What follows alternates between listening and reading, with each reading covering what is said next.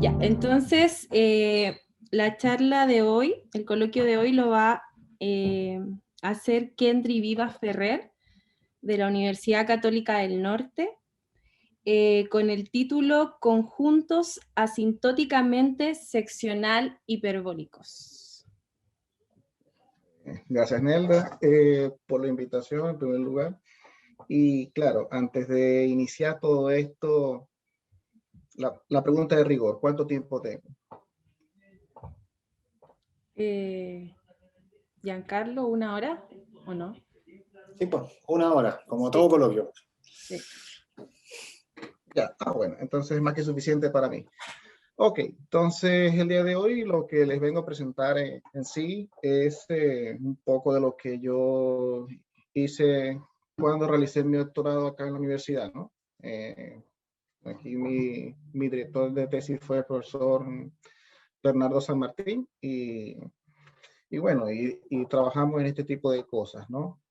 En realidad esto fue un trabajo también que tuvo participación, pero más que todo como consultor fue el profesor Carlos Morales, ¿no? Algunos lo conocerán como el Chivo.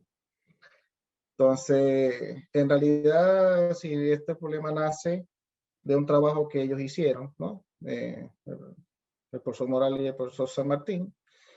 Y en una discusión, bueno, o en una visita del profesor Morales acá, me planteó el problema, me lo presentó y me dijo, bueno, mira, trata de ver qué puedes hacer acá. Y yo, ah, ok, está bien.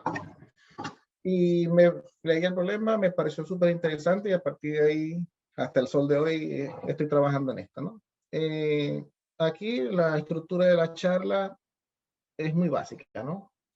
Voy a presentar la definición del objeto que estoy estudiando.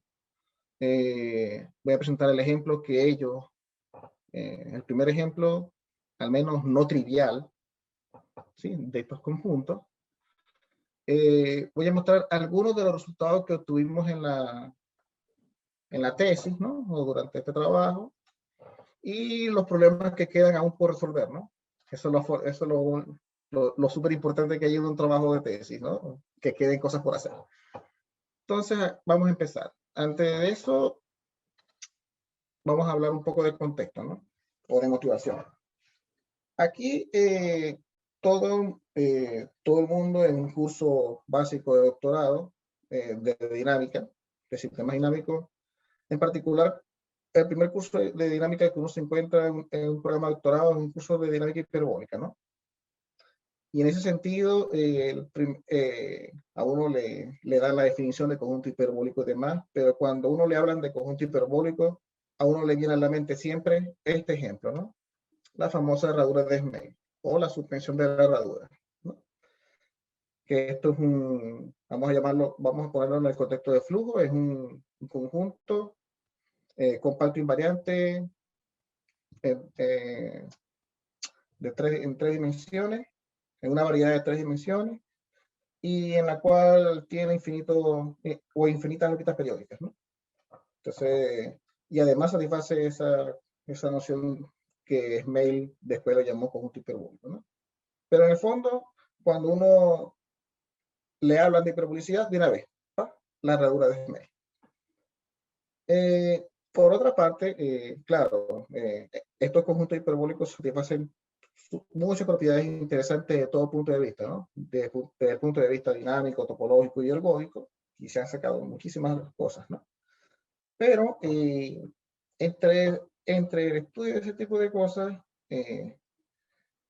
Guggenheimer en particular estudió o encontró un modelo para estudiar las famosas ecuaciones de Lorentz, ¿no?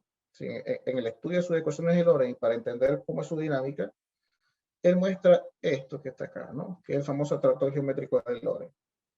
En ese sentido, él muestra que esto es un conjunto igual, compacto, invariante, de hecho en R3, en el cual, o el cual tiene una singularidad que está acumulada por órbitas, ¿no? Entonces, en ese sentido, al ser acumulada por órbitas regulares, ya ahí pierde la hiperbolicidad. ¿Sí? El conjunto dejaría de ser hiperbólico y por lo tanto dice, bueno, ok, tengo algo tengo un conjunto con estas características, pero no es hiperbólico, ¿no? Entonces, una pregunta natural es, bueno, ¿habrá una noción de hiperbolicidad que extienda la noción de hiperbolicidad de Schneider y en la cual este ejemplo sea, como que decir, prototipo? Entonces, en ese sentido, Morales, Pacífico y Pujol introducen esta noción, ¿no? Conjunto singular hiperbólico, ¿no? Es para introducir una noción que extiende a la definición clásica y en la cual ese atractor es un ejemplo y es el ejemplo prototipo. Es decir, cuando uno quiere pensar en un ejemplo de conjunto singular hiperbólico, uno se tiene que acordar inmediatamente del atractor geométrico de Lorentz. Entonces, claro, lo natural es tratar de llevar todos los resultados interesantes de la teoría hiperbólica a esa teoría, ¿no? Y en ese sentido, claro, se pueden mostrar o se preservan algunas propiedades, pero obviamente otras se pierden, ¿no? Pero algunas propiedades interesantes se mantienen con respecto a cosas de las medidas, una noción de expansividad que es la común expansividad, y cosas así, ¿no? Se preservan propiedades interesantes. Por otra parte, Bonatti, Pumarín y Viviana introducen este señor, que es el atractor multidimensional. Es decir, tomar el modelo geométrico que está en 3 dimensiones, el de Guggenheimer, y hacerlo en dimensiones superiores, pero aquí, claro, cabe destacar que aquí la singularidad, a diferencia del modelo tridimensional, tiene más de una dirección expansiva. Sí, en la singularidad uno puede mostrar que tengo más de un autovalor positivo, por así decirlo, y por lo tanto entra la parte interesante, ¿no? Y en ese sentido, Morales y Metzger, ellos lo que hacen es dar una noción de hiperbolicidad en la cual eso sea un ejemplo, prototipo. Es decir, si uno se quiere acordar de lo seccional hiperbólico, uno se acuerda del multidimensional de Lorentz. Y Rovella, en su tesis doctoral, ¿verdad? Él introduce o estudia un modelo muy parecido al atractor geométrico de Lorentz, pero cambiando una condición ahí en la singularidad, ¿no? Que es la que yo la voy a decir un poco más tarde, ¿no?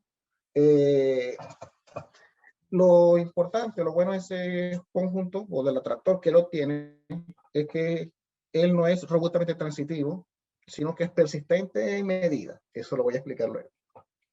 Pero lo interesante de todo esto, además de satisfacer esas propiedades, es que este atractor de Rovella no es singular hiperbólico. Y tampoco esto. Es decir, tengo de nuevo un ejemplo en el cual no entra en las categorías anteriores, ¿no? Por lo tanto, la pregunta es natural, ¿no? ¿Habrá una definición de hiperbolicidad en la cual pueda extender a todas estas y en la cual el Rovella sea un ejemplo? Esa fue la motivación principal de Morales y San Martín para introducir la noción que tuvo origen a mi tesis, ¿no? Y ahora, bueno, vamos a hablar ya un poco más formalmente. Aquí en todo esto vamos a trabajar en una variedad riemanniana compacta, ¿sí? Aquí la dimensión, digo que es dimensión n, pero... Kendry, diga. Arriba el singular hiperbólico y el seccional hiperbólicos son robustamente transitivos. Por lo general no. ¿Pero tienen Residualmente sí. alguna propiedad de estabilidad? ¿Implican alguna propiedad de estabilidad? No hay estabilidad y En en los singulares dimensión 3. hiperbólicos se pierde en dimensión 3 o más se pierde estabilidad. Ya ahí no hay nada. Así es que de hecho estas definiciones, lo que son singulares hiperbólicos y seccionales hiperbólicos en adelante, es para cosas en variedades de dimensión 3 o más. Entonces, en ese sentido, por ejemplo, ya el Lorentz, por ejemplo, es robustamente transitivo, o se puede probar que es robustamente transitivo, pero él no es estable, ya pierde la estabilidad. Sí. Y de hecho, pero en general, lo que uno puede ver es que los símbolos hiperbólicos en general no son robustamente transitivos. Lo que se Pero puede sí probar en es que hay un dimensión conjunto en cualquier dimensión. Ya. Lo que se puede probar es que al menos en dimensión 3 creo que residualmente se tiene eso. Genéricamente, claro, Es decir, genéricamente, robustamente. Sí, sí, genéricamente. sí, sí, pero más así la palabra mejor es residual. Residualmente sí, vale. Y el recíproco sí, el recíproco es cierto. Robustamente transitivo implica singular hiperbólico. ¿Y Ahí seccional es un resultado. hiperbólico no implica nada de estabilidad? Es que estos conjuntos no se han estudiado mucho, Ah, ya. porque son cosas para dimensiones, para cosas en dimensiones mayor que 3 y en realidad ya el aumento en las dimensiones es una obstrucción muy fuerte a la hora de obtener cosas, ¿no? Entonces, al menos estos conjuntos no han sido muy estudiados. Al menos en dimensiones mayores que 3 no. En 3 sí, porque en 3 de hecho las dos cosas son iguales, estos dos. Claro, claro. Okay. Bueno, entonces igual, ¿no? Estamos en la variedad compacta riemanniana.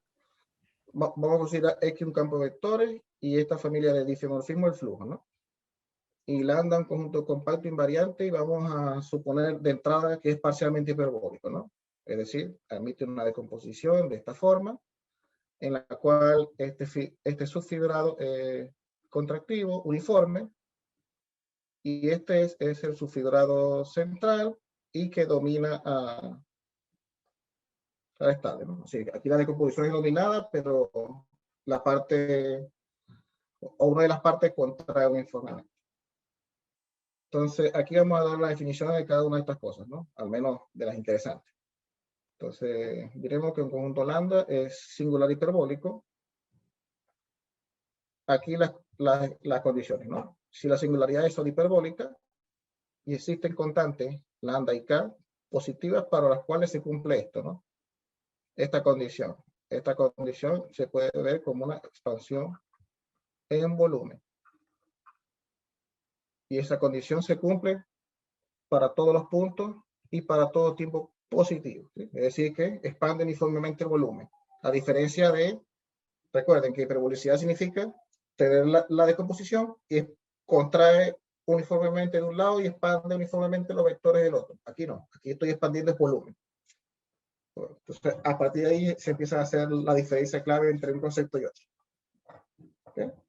Y aquí diremos por otra parte que el conjunto va a ser seccional hiperbólico, sí, lo mismo, ¿no? Singularidades hiperbólicas y existen constantes lambda y k, para los cuales se cumple esta condición. Como ustedes pueden observar, se puede decir, es lo mismo, sí, salvo acá. Y aquí la diferencia está en dimensiones superiores, ¿sí? Porque aquí lo que voy a hacer es expandir, aquí lo que hay es una expansión en área. ¿Ok? Entonces, claro, en dimensión 3, como ustedes pueden observar, las dos definiciones son iguales. Son equivalentes, de hecho. Pero en dimensiones superiores, ahí sí empieza a haber la diferencia porque en una expando volumen y en la otra expando área de planos. Entonces, en ese sentido, ahí empiezan a haber diferencias marcadas, que de hecho hay ejemplos de cosas que son singular hiperbólicas, pero no son seccional hiperbólicas. Ese ejemplo no es trivial, obviamente, y es un ejemplo que está contenido en un artículo de dos rusos, de hecho, lo muestra Turaev y Chilnikov. Muestran un ejemplo, así, bueno, su ejemplo satisface esas cosas. Es singular hiperbólico, pero no es seccional hiperbólico. Es algo, de hecho, en dimensión 4. Es. En dimensión 4, el ejemplo. Ok. Y aquí se introduce la definición principal, ¿no? Y diremos que algo es asintóticamente seccional hiperbólico, pero para no decirlo tan meramente, digo ya, ASH o H, para hablar más corto, ¿no? Entonces diremos que un conjunto es SH si las singularidades son hiperbólicas, si vamos a mantener esta condición, pero vamos a cambiar la condición en el subfibrado central. Es esta, ¿no? Y la condición es que existe una constante C tal que para todo punto del conjunto que no vaya a parar a una singularidad, es decir, un punto cuya órbita futura no vaya a ir a una singularidad, se tiene esa condición que está ahí, ¿no? Se tiene que estos promedios en el límite es uniformemente positivo. Y esto, si uno quiere darle otra interpretación, lo que uno podría decir es que esto significa que existen infinitos tiempos hiperbólicos, ¿sí? Infinitos tiempos hiperbólicos con tasa uniforme y además son todos arbitrariamente grandes, ¿sí? Porque uno podría tener infinitos, pero acotaditos. No. Aquí dice infinitos y grandes. ¿Ok? Y aquí, ¿a qué me refiero con tiempo hiperbólico? Uno podría decir tiempo hiperbólico a un tiempo a un t que satisfaga esta condición que está acá, ¿no? Y la puedo llamar estrella. ¿Sí? Esta expansión que está aquí. ¿Sí? Entonces, un t que haga eso, uno podría decir que es un tiempo hiperbólico y por lo tanto, perdón, esta condición de acá me está diciendo eso, que existen infinitos tiempos que satisfacen aquella propiedad y que son todos arbitrariamente grandes. ¿Ok? Y ahí la observación inicial es esa, ¿no? Sí, lo que uno puede decir es que esa definición extiende de manera uniforme extiende de manera propia a la definición de hiperbolicidad seccional. ¿Okay? Porque recuerden que la definición la estoy dando es para planos en el central. Entonces, con respecto a la seccional, sí, ahí está. ¿Sí? Y obviamente, uno puede decir que todo seccional es ASH trivialmente, ¿sí? Porque si ustedes se ven, por ejemplo, miren seccional hiperbólico, toman estrella, le aplican log, parte por t y toman el límite. Entonces, en ese sentido, les va a dar que la constante c va a ser lambda, es decir, la tasa de expansión aquí. Por lo tanto, todo seccional es ACH, pero no todo ACH es seccional. Y aquí el ejemplo es un ejemplo súper trivial, ¿no? Es considerar una singularidad con tres autovalores reales que satisface esta condición, ¿no? Sí, son tres autovalores reales, dos negativos y uno positivo, y con esta condición que uno llama condición central contractiva. ¿Sí? Entonces consideramos una singularidad de esta naturaleza, consideramos una órbita periódica tipo silla y una órbita regular acá, ¿no? Entonces, en ese sentido, es fácil ver que el conjunto es SH, ¿no? ¿Por qué? Pues si yo al conjunto le saco la variedad estable de la singularidad, o de la única singularidad que tiene, me quedo con la órbita. Y como la órbita es hiperbólica, ella va a cumplir la propiedad esta, ¿no? Así que, listo. Pero él no es seccional hiperbólico por una sencilla razón. Si uno hace esto, si uno calcula el determinante, acá, en la singularidad, y toma el central, uno puede observar fácilmente que esto es la suma de los autovalores. Esto que está acá. E elevado multiplicado por t. Y como esto es negativo, esto contrae uniformemente. Y contrae, de hecho, exponencialmente. Por lo tanto, esto no va a cumplir la propiedad estrella que yo mencioné acá. Sí, claramente tenemos un ejemplo de algo que es SH, pero que no es sección. Sin embargo, este ejemplo, dinámicamente hablando, no es nada. Sí, pero no es que no es nada, sino que es muy poco interesante. Dinámicamente no tiene nada de interés, ¿no? Porque una singularidad, una órbita y una órbita periódica y una órbita regular. No tiene nada de interés, ¿no? Entonces, en ese sentido, lo que hace Morales y San Martín es introducir un ejemplo no trivial, ¿no? Un ejemplo que dinámicamente es interesante. Y en ese sentido, este es el ejemplo que ellos exhiben. ¿Sí? La famosa herradura singular contractiva, que es que es un modelo inspirado en la herradura singular de la Barca y Pacífico, pero cambiando obviamente algunas cosas, ¿no? Para hacerlo lo más sencillo posible y que verifique las condiciones. Entonces aquí la construcción es más o menos similar. Toma una singularidad con las características de arriba, ¿verdad? Que esta se puede llamar tipo Rovella. Se dice que es tipo Rovella. Igual una órbita periódica, pero ahora vamos a considerar una sección transversal. ¿Sí? Una sección transversal. Y vamos a suponer esto, ¿no? Vamos a suponer que aquí esta rama de la variedad inestable está conectada o pasa por la sección transversal. Vamos a suponer o vamos a dividir la sección en dos pedazos, donde el pedazo de abajo, que yo lo voy a pintar, no sé, de azul. La dinámica aquí, como esto está ligado a la órbita periódica, lo que hago es llevarlo acá. Esta sería como que la imagen por la transformación de primer retorno acá. ¿Sí? Lleva este rectángulo en este rectángulo. ¿Sí? Y después lo que hago es tomar este rectángulo que está acá arriba y lo voy llevando por el flujo de esta manera. Y aquí lo que hay que tener en cuenta es que esta línea horizontal la asocio a la variedad estable de la singularidad. ¿Sí? Es decir, que todo esto va a la singularidad y por lo tanto la acción aquí en el flujo va dado de esta forma, ¿no? Las trayectorias que salen de aquí de A1 van por aquí, pasan por acá, ¿sí? Y por lo tanto llegan aquí. ¿Sí? Este sería como que la imagen, vamos a poner en rojo, la imagen del cuadrado, del rectángulo rojo que está ahí.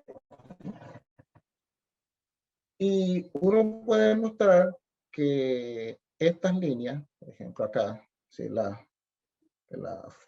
foliación formada por las líneas azules, la que estoy dibujando ahí, es una foliación invariante. ¿Sí? Una foliación invariante y contractiva. Sí, y como ustedes pueden observar, de hecho, hay una transformación de primer retorno definida acá en estos cuadrados. Entonces, uno puede mostrar que esta foliación es invariante y contractiva y todo lo demás. Y en ese sentido, a la vez de esa foliación, uno puede construir una reducción unidimensional. ¿Sí? O se puede obtener una reducción unidimensional de este tipo, ¿no? ¿Sí? Pasando por el cociente a través de las hojas de la foliación, uno tiene una dinámica unidimensional. ¿Y esto con qué propósito? Bueno, o a través de este tipo de reducciones uno puede estudiar las propiedades topológicas del conjunto allá, solamente estudiando las propiedades topológicas que tenga esa dinámica unidimensional. Es decir, que estudiar las propiedades del maximal invariante en el flujo es lo mismo que estudiar las propiedades topológicas del maximal invariante para esta función, por así decirlo, ¿no? Y como pueden observar, esa dinámica que está ahí es equivalente al mapa ternario cántico. ¿Sí? Y en ese sentido, el maximal invariante asociado a esta función o a este mapa, el maximal invariante es transitivo, es aislado, tiene órbitas periódicas densas, es decir, que topológicamente es súper bueno, ¿sí? O dinámicamente es súper bueno. Y en ese sentido, como el maximal invariante para el mapa satisface esas propiedades, también lo va a cumplir el maximal invariante del flujo.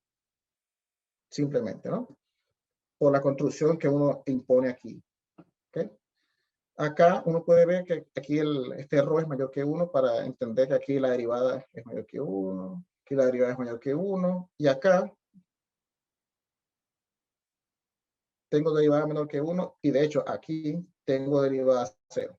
Así que se puede decir que esto es un punto crítico. El 1 es un punto crítico, y en una vecindad de él, entonces hay derivadas muy, muy, muy, muy pequeñas, lo cual se puede entender en el flujo como algo en lo cual el área decrece exponencialmente. Y, y este comportamiento es el que está ligado a esta singularidad. ¿Sí? Entonces, en ese sentido, repito, si tomo el maximal invariante para el flujo de este conjunto lambda moño, que lambda moño de hecho es el maximal invariante para la transformación de primer retorno aquí, en la sección. ¿Sí? Y yo lo puedo mostrar que el conjunto es aislado, es decir, esto.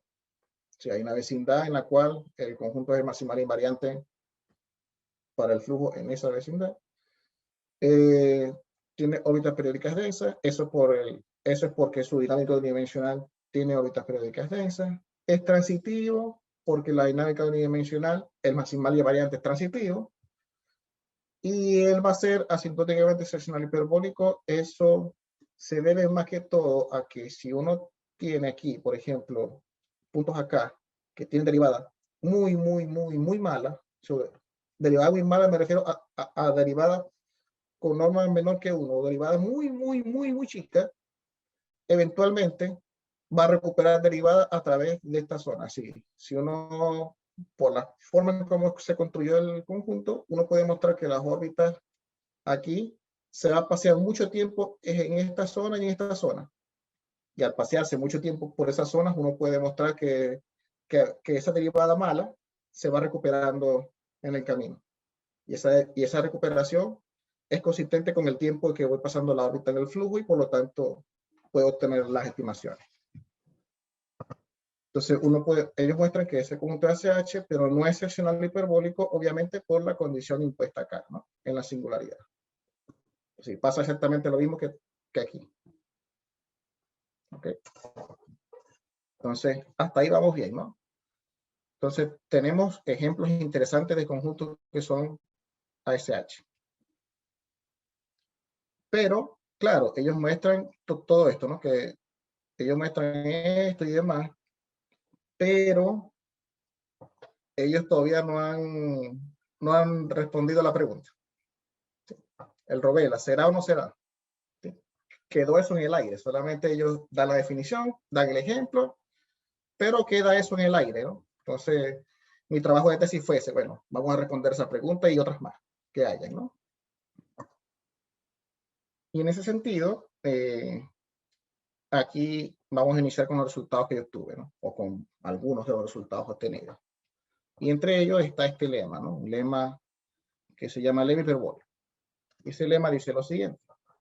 Así que si yo tengo un conjunto que es SH y tomo algo o parte de él que sea compacto, invariante, y que no tenga singularidades, esta es la parte clave. Si lo que yo tomo del compacto invariante y no tiene singularidades, entonces ese conjunto, o lo que yo tomé, es hiperbólico y es de tipo silla. ¿Sí? Y aquí como un bosquejo de la demostración es el sexta, ¿no? Uno considera la descomposición en lambda, y lo que hago es restringirla a lambda prima.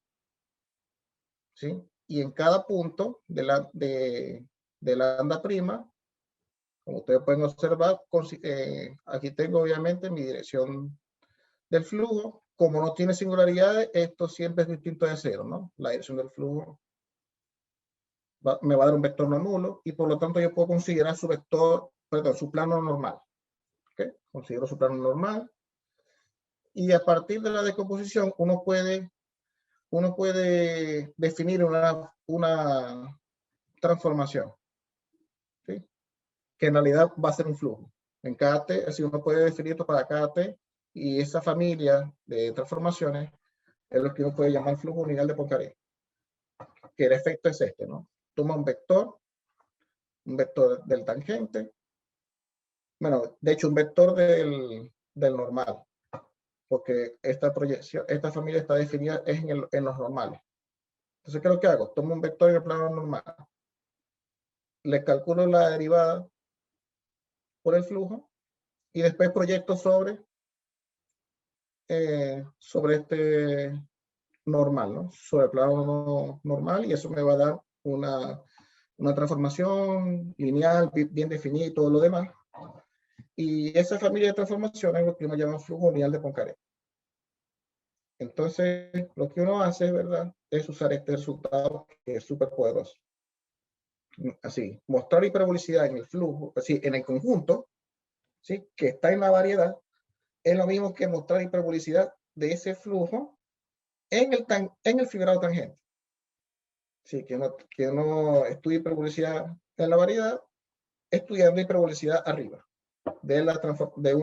así, un flujo asociado definido en el fibrado tangente, o en el fibrado normal en este caso.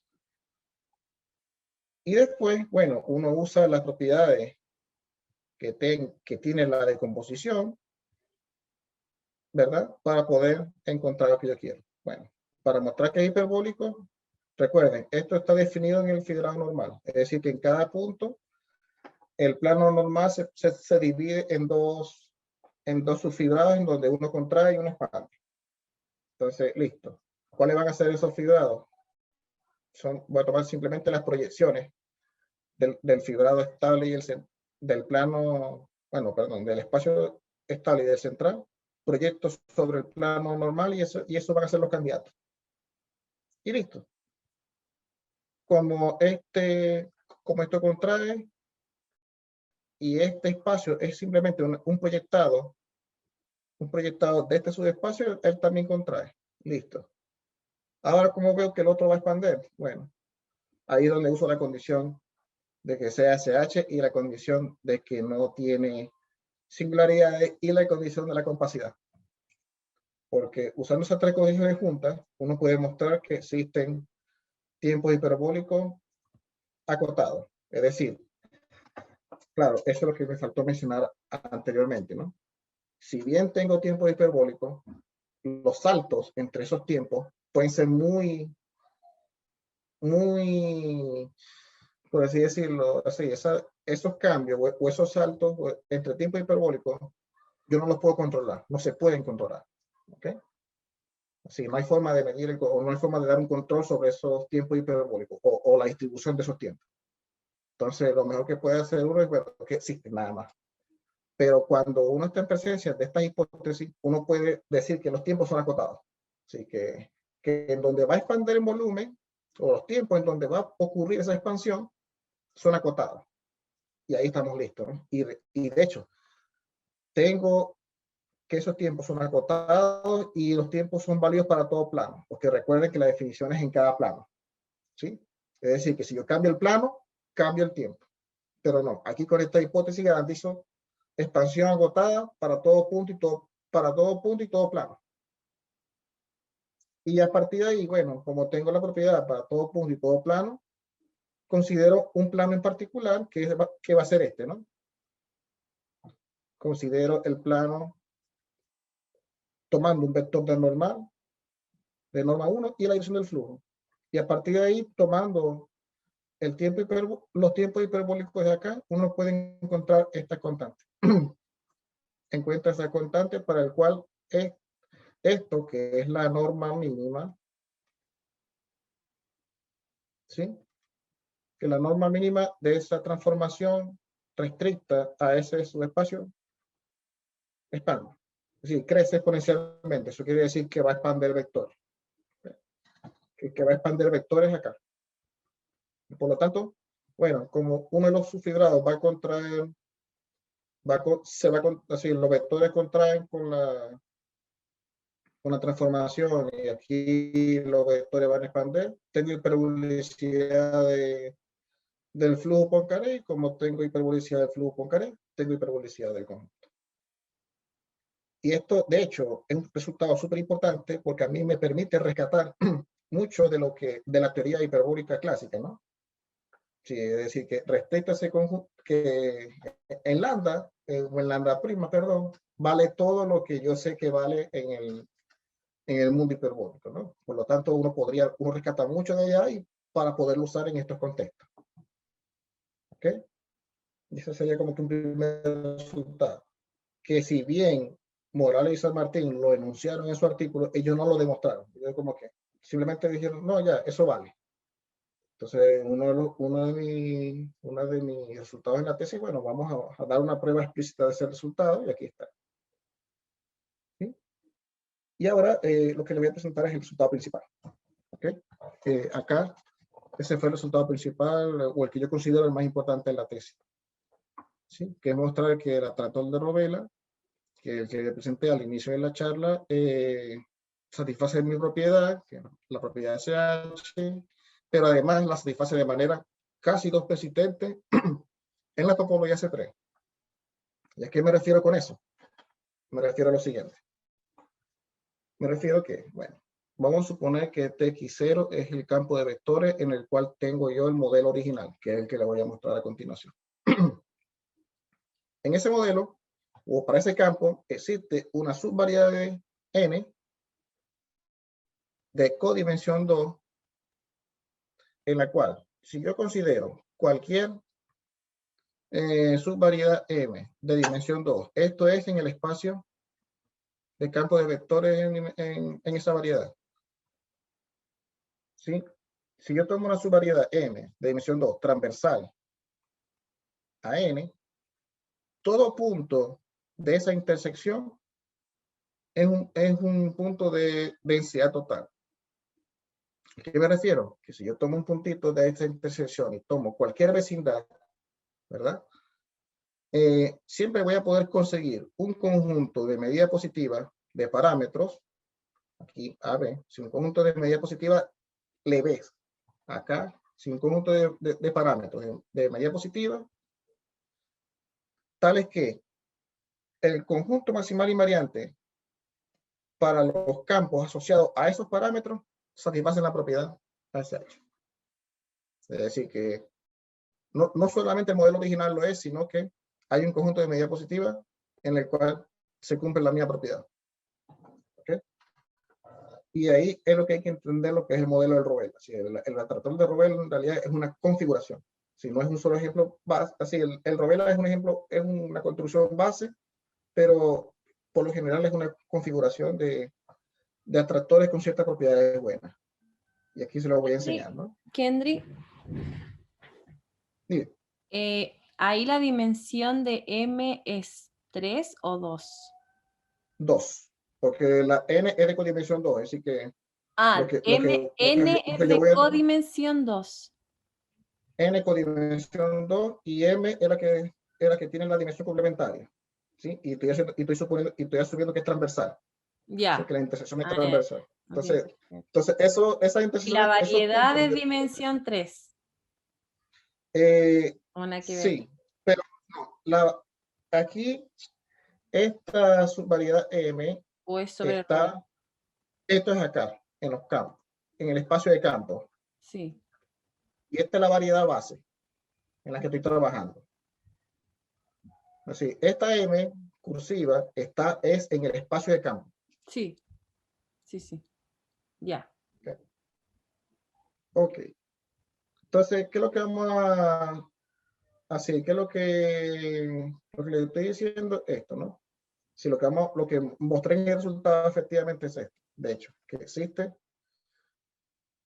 un conjunto del plano con medida leve positiva que contiene al cero y en el cual aquí el cero me refiero al origen en R2, ¿no? Y aquí para todos estos parámetros el maximal invariante asociado a esos campos es ACH. Listo. Se la pregunta es, bueno, ¿cómo uno llega a ese resultado? Mostrando lo que es el modelo de Rovella, ¿no? El Rovella es eso. Considero un campo de vectores, vamos a ponerlo de inicio a infinito con una singularidad que tiene sus tres autovalores. Y le imponemos la condición que ya hemos dicho ya, ¿no? Estable, si este más esto es negativo. Eso es para decir que la singularidad es centralmente contractiva. ¿Sí? Y aquí considero una sección transversal sigma y lo que hago es tomar las ramas de la variedad estables y pegarlas acá. O más allá de pegarlas a sigma, lo que hago en realidad es pegarlas a órbitas periódicas. ¿Ok? Eso es lo que hace el modelo. El modelo original toma la rama de la variable estable y las pega a órbitas periódicas. Uno muestra que estas líneas, ¿verdad? Son o forman una foliación invariante también. Porque si ustedes se fijan, toman esa línea y la llevan por el flujo, les va a dar una línea aquí. ¿Sí? Es decir, que la foliación es invariante y es contractible. Y eso me da origen a una dinámica unidimensional. Recuerden, como yo escogí la singularidad de este modo, la reducción unidimensional va a ser algo más o menos de este estilo. Aquí, claro, lo que hago es agrandar un poquito la sección. Y al agrandar un poco la sección, lo que hago es esto, ¿no? Por eso es que me sale este punto aquí. Así. ¿Ok? Y me queda esta dinámica unidimensional. ¿Ok? Entonces, aquí, la pregunta es, bueno, ¿cuál será la subvariedad de codimensión 2? Recuerden, aquí las órbitas, si yo estoy muy cerquita del 0 acá, aquí el 0 va a representar esta línea. ¿Ok? Entonces, órbitas que pasan muy cerquita del 0 van a hacer este viaje, ¿no? Voy aquí, pego. Eso sería como que la dinámica, ¿no? Y aquí, así vamos a ver. Aquí la idea es, bueno, ¿cómo crear la subvariedad de codimensión 2? Bueno, uno la crea de la siguiente forma. Recuerden que yo les dije que las ramas de la variedad inestable están ligadas a órbitas periódicas. Es decir, que aquí debería haber un par de órbitas periódicas en la cual, si yo tomo puntos, ¿verdad? Así, o cuando yo tomo aquí, cuando considero los límites laterales, que son las órbitas críticas, uno puede mostrar que esas órbitas se acumulan en las órbitas. Si uno puede mostrar eso. ¿Okay? Y la subvariedad de codimensión 2 va a salir de acá. Es decir, recuerden que si yo perturbo el modelo, al perturbar el modelo, acá en la dinámica unidimensional lo que uno tiene es un perturbado de esto. Uno puede perturbar aquí estas dos, como puedo decir, esos dos cachitos, ¿no? Se perturban un poco, y al perturbar eso, me da origen a esa subvariedad de codimensión 2. ¿Sí?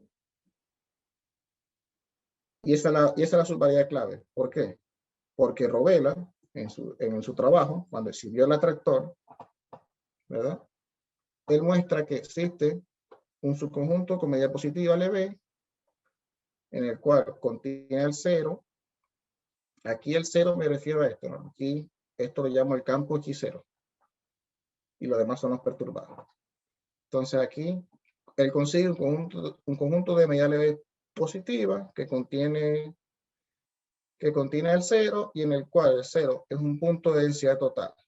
¿Sí? Es decir, que alrededor de él siempre voy a poder conseguir un conjunto de medida positiva de parámetros, ¿sí? O de estos parámetros. Siempre voy a poder conseguir alrededor de él un conjunto de medida positiva de esos parámetros. ¿Y qué tienen de gracia estos parámetros? La gracia que tienen es esta. Que las dinámicas unidimensionales asociadas satisfacen todas estas propiedades. ¿Sí? Que el mapa C3 con derivada chorciana negativa y de orden S-1. ¿Sí? Esta condición lo que me está diciendo simplemente que las derivadas de las órbitas críticas crecen exponencialmente. Y además, esta condición lo que me está diciendo simplemente es que las órbitas críticas no se acercan muy rápido al 0 aquí. Y que las órbitas no se acercan muy rápido al 0. Y esas dos condiciones, de hecho, son las famosas condiciones de Werner y Carlson. Y son las condiciones que ellos obtienen para la famosa familia cuadrática, ¿no? Es decir, que Rovella lo que hace es obtener una versión de la familia cuadrática, pero en el contexto de flujo. ¿Sí? Es decir, que tiene una familia más o menos similar. ¿Okay? Y Rovella muestra que que para estos mapas, ¿verdad? O que para estos parámetros, los mapas unidimensionales satisfacen eso, y él muestra que para esos parámetros, el maximal invariante es atractor. Y aquí atractor me refiero con atractivo y transitivo. ¿Sí? Y a partir de ahí, ellos exhiben una serie de propiedades para estos mapas. ¿Sí? Para aquí acortar un poco la discusión, lo que hacen es ellos, ¿no? Rovella lo que hace es, bueno, que para esos parámetros, los mapas satisfacen esas propiedades que están ahí, que en el fondo dicen lo siguiente. Bueno, en el fondo lo que están diciendo es que si yo tomo un punto, por ejemplo, si yo me voy aquí a la dinámica, si yo tomo un punto que está, si fijo una vecindad del cero, si yo tomo un punto que está afuera y su órbita se mantiene afuera, él crece. Si la derivada crece. ¿Sí?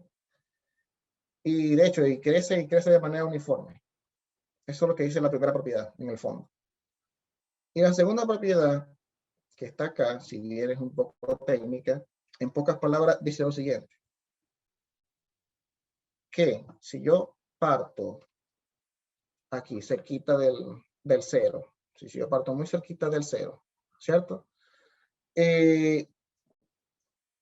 Hay intervalos de puntos cercanos al cero en el cual yo eventualmente recupero derivada. Es decir, que a pesar de tener derivada muy mala aquí, como ustedes pueden observar, si eso, a pesar de que esos puntos parten con derivada muy mala, eventualmente recuperan derivada. ¿Sí? Y esa es una propiedad súper clave porque es la que me va a dar a mí los tiempos hiperbólicos en el flujo, ¿no? Y aquí es lo que yo uso, ¿no? Propiedad 1 más propiedad 2, es decir, la propiedad de los mapas más el hecho de que los mapas tienen derivada S-1 implica que el conjunto va a ser SH y el argumento es más o menos simple. Es como que tratar de dividir por casos, ¿no? Es decir, yo voy a tomar puntos de aquí arriba, ¿no? Y recuerden que la dinámica, de hecho, el atractor se obtiene como el saturado por el flujo del maximal invariante que yo tenga aquí arriba en la sección, ¿no? Tomo la sección y lo que tomo son todas las órbitas que nacen a partir de ahí. ¿Okay? Y lo que hago es dividir por casos. Digo, bueno, yo voy a considerar un delta pequeño y considero esta bandita. Y digo, bueno, vamos a considerar el caso 1. ¿Cuál es el caso 1? Todos los puntos, sí, los puntos que yo tome del atractor se van a mantener fuera de la banda todo el tiempo.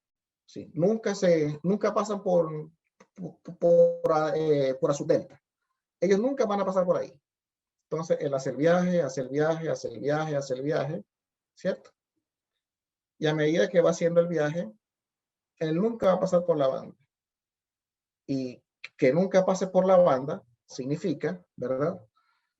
Que por la propiedad 1, en el flujo uno puede mostrar que el no pasar nunca por esa zona significa que yo voy a ganar siempre derivada. Y si yo gano siempre derivada, entonces uno puede mostrar que aquí los tiempos hiperbólicos van a ser simplemente los tiempos que yo tomo en partir de aquí y llegar acá. No, perdón, aquí no debe llegar acá. ¿Sí? En lo que yo parto y llego aquí. ¿Okay? Los tiempos hiperbólicos en esos casos, en la situación de que yo nunca pase por la delta, los tiempos hiperbólicos son estos tiempos de retorno. ¿Sí? Lo que yo me voy a tardar para ir de la sección y regresar. Esos serían los tiempos hiperbólicos en ese caso. Y ahora pasa el otro caso. Bueno, ¿qué pasa si yo tomo un punto del atractor cuya órbita va a pasar siempre por aquí? ¿Sí? Siempre pasa por la delta. Si él entra, sale, vuelve a entrar, sale, vuelve a entrar, sale, y así, ¿no? En ese sentido, bueno, si el punto entra en este delta, él va a estar en una, así, en la dinámica unidimensional significa que él va a estar en uno de estos intervalitos chiquititos, que son cercanos al cero. Y en la dinámica unidimensional yo mostré que que en cierto momento recupera, ¿sí? Recupera derivada, y lo que significa que en el flujo, cuando yo parto de aquí, en algún momento, si yo voy dando las vueltas necesarias, que en cierto instante, en donde caiga, recupero derivada. Y después, bueno, si yo caigo afuera, continúo en el flujo hasta volver a llegar, ¿sí? Y eso serían los tiempos hiperbólicos en este caso. Es decir, paseo por el flujo hasta recuperar derivada. Y después de recuperar la derivada, y la recupero bien, después de ahí, tomo el tiempo que sea necesario para volver a regresar a delta. Todo ese tiempo grandote va a ser el tiempo hiperbólico. ¿Ok? Y eso uno puede estimarlo, y uno puede controlar todo eso. ¿Okay? ¿Qué significa recuperar derivada? ¿Sacarlo de a delta? No, recuperar derivada me refiero a que, bueno, recuerda que aquí la derivada es muy chiquitita, muy menor que 1. Recuperar derivada significa que en cierto instante, que cierto iterado, cuando le tome la derivada, va a ser mayor que 1, y de hecho va a crecer exponencialmente. Así es, la tasa de crecimiento de ese iterado es exponencial. Así, en el iterado, él va a crecer y va a crecer exponencialmente. A eso me refiero con recuperar derivada, porque paso de tener derivada muy mala a derivada muy buena. Y derivada muy buena es decir que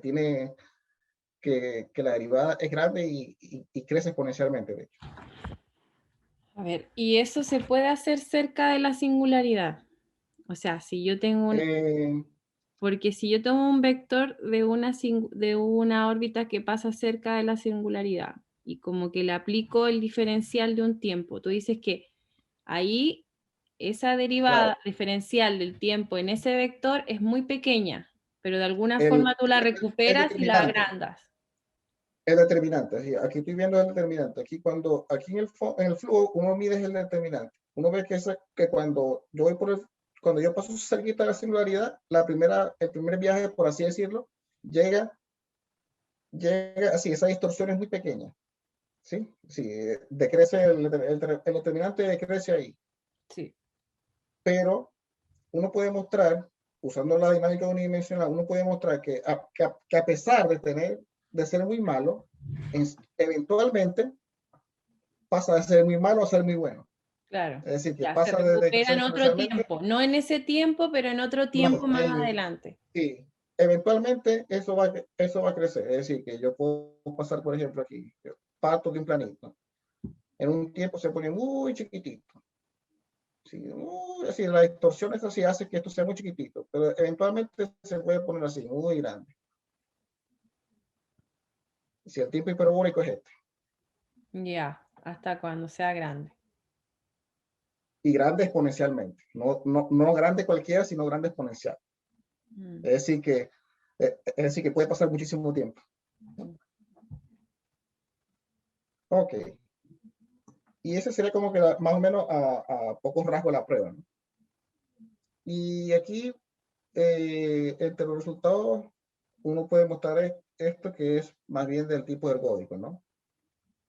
Uno puede tener es un resultado en realidad inocente, pero importante, ¿no? Así, como decir que si yo tengo un conjunto que hace H, que es, esto significa Lyapunov estable.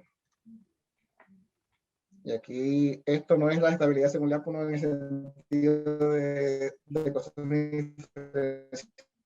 Es otro tipo es otra manera de llamar. Tienes el conjunto y tienes una vecindad lambda. No, perdón, una vecindad, vamos a llamarla B. Bueno, para cualquier vecindad B, yo puedo conseguir una vecindad más chiquitita, W, en la cual la órbita de todos los puntos de W se mantiene en B. Es decir, que la órbita se va a mantener adentro de B, para todos los puntos de W. Eso es lo que significa ser Lyapunov estable. ¿Sí? Da una vecindad cualquiera, hay una vecindad más chica, en la cual la órbita futura de todos los puntos de es decir, la órbita a futuro de todos los puntos de la vecindad chica se mantienen en la vecindad grande. Eso es lo que significa ser Lyapunov estable. Entonces, si yo tengo una SH con esa propiedad y además existen estas medidas, ¿sí? Estos son un tipo especial de medidas que son aplicadas a funciones continuas, de hecho, o sea, mapas continuos. Entonces, si uno tiene una medida de este tipo para esta transformación, que es el mapa tiempo 1 del flujo, entonces uno puede demostrar que la entropía topológica del flujo acá es positiva, es decir, que el flujo que ese conjunto tiene entropía positiva, entropía topológica positiva, ¿no? Y esto es una pequeña extensión de un resultado que se obtiene para el caso singular hiperbólico, de hecho. ¿Sí? Hay un resultado que lo muestran para este tipo de situaciones, pero ellos no usan esta hipótesis. Entonces, para yo poder hacer una extensión, tengo que tener esta hipótesis y además muestro que esa hipótesis no sale por arte de magia, ¿sí? o mejor dicho, esa hipótesis no es superflua. ¿Sí? Es decir, que en verdad necesito esa hipótesis. Sin esa hipótesis, yo puedo encontrar ejemplos en donde eso no vale. ¿Okay? Pero en realidad la demostración es súper inocente, porque en el fondo uno puede ver que la condición SH, lo que uno podría decir en el fondo que hay, sí, o que para muchos puntos hay exponente Lyapunov positivo. Entonces, lo que uno muestra con esa hipótesis es que en verdad, ¿cómo se llama? Uno pudiera encontrar una medida en la cual hace una medida hiperbólica en el fondo. ¿Sí? Y listo. Sí, una medida hiperbólica soportada en cosas que no tienen singularidad y por lo tanto en el central tengo puro exponente Lyapunov positivo y uso una fórmula de entropía, que es una famosa fórmula de entropía especie. Sí, es combinar algunos resultaditos, pero de una buena manera. Pero si bien es un resultado inocente, es importante, ¿no? Y bueno, claro, ahí a lo largo de la tesis igual tuvimos otro tipo de resultados, pero por razones de tiempo obviamente no puedo mostrar, ¿no? Y acá quedaría como que una pequeña lista de problemas de todos los que tengo, ¿no? El primero de los grandes problemas es este. ¿Sí? Hay una noción de expansividad. Sí, aquí me imagino que algunos conocen las nociones de expansividad para disomorfismo o para flujo. En particular, hay una definición de expansividad para flujo con singularidades y que se llama común expansividad. ¿Sí? Entonces, uno de los problemas es mostrar que cualquier atractor con esta característica satisface esta propiedad, la propiedad de común expansividad. Es un trabajo que estoy haciendo en estos momentos con un brasileño que fue tesista de Arrieta. Entonces, en la federal. Acá también está el problema de la asistencia de medidas físicas, ¿no? Aquí estos problemas son más que todo motivados a que el modelo original, el modelo del Provela, que es el que dio origen a todo esto, satisface casi que todas estas propiedades. Entonces, lo natural es, bueno, tratar de llevar eso si se puede ser válido para todos los ACH. Y aquí esto es un trabajo igual que estoy terminando con el profesor Martín. Pero esto obviamente es para tractores C2, así es. Y eso es porque uno puede usar teoría de Pessin y cosas así. Si no, no tendría nada. O si no, no es que no tendría nada, sino que fuese muy difícil. Acá, obviamente, en el contexto C2, con este resultado de acá arriba, uno puede mostrar esto y uno puede mostrar esto. Pero en C2.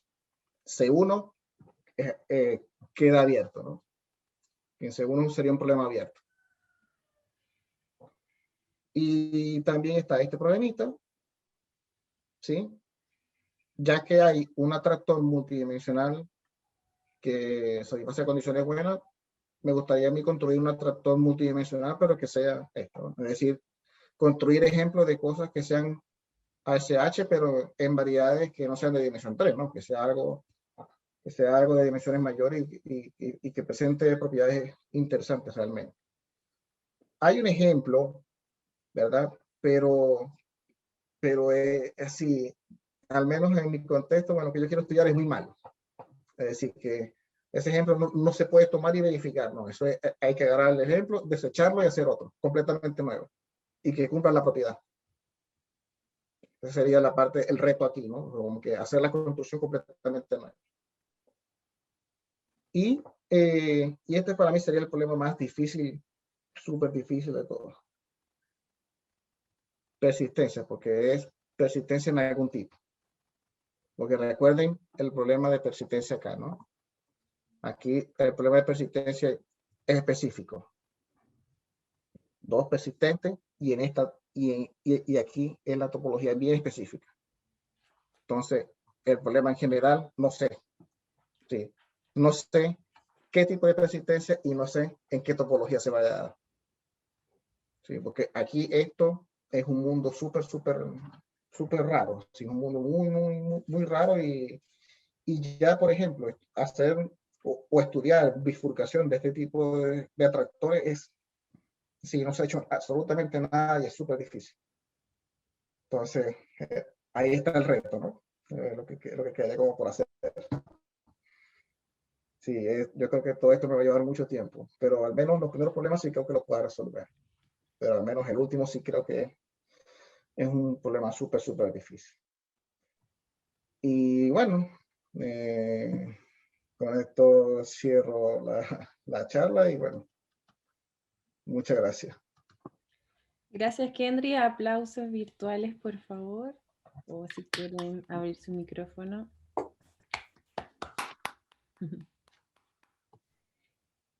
¿Hay alguna pregunta? Sí, Kendry. ¿Por qué la condición C3 de tu partida para los campos? ¿Dónde lo utilizas? Aquí la cuestión de la topología C3, ¿verdad? Es que el Rovella, cuando hizo todo esto, él mostró que existe una foliación estable C3. Es decir, la foliación estable que varía es C3. Entonces, con esa foliación estable C3 que varía continuamente, uno puede tener para los perturbados la misma construcción. Es decir, uno puede tener una dinámica unidimensional y todo este tipo de cosas. Es decir, por eso la clave de la topología C3. Y además, al tener topología C3, él puede usar la derivada schwartziana. Es decir, estos mapas unidimensionales son C3 y ahí puede usar derivada schwartziana. Y de ahí salen todas las propiedades que ellos quieren. Sí, gracias. ¿Alguna otra pregunta? Ya, entonces podemos aplaudir de nuevo a Kendry. Gracias, Kendry. Gracias a ustedes por la invitación y por considerarme, ¿no?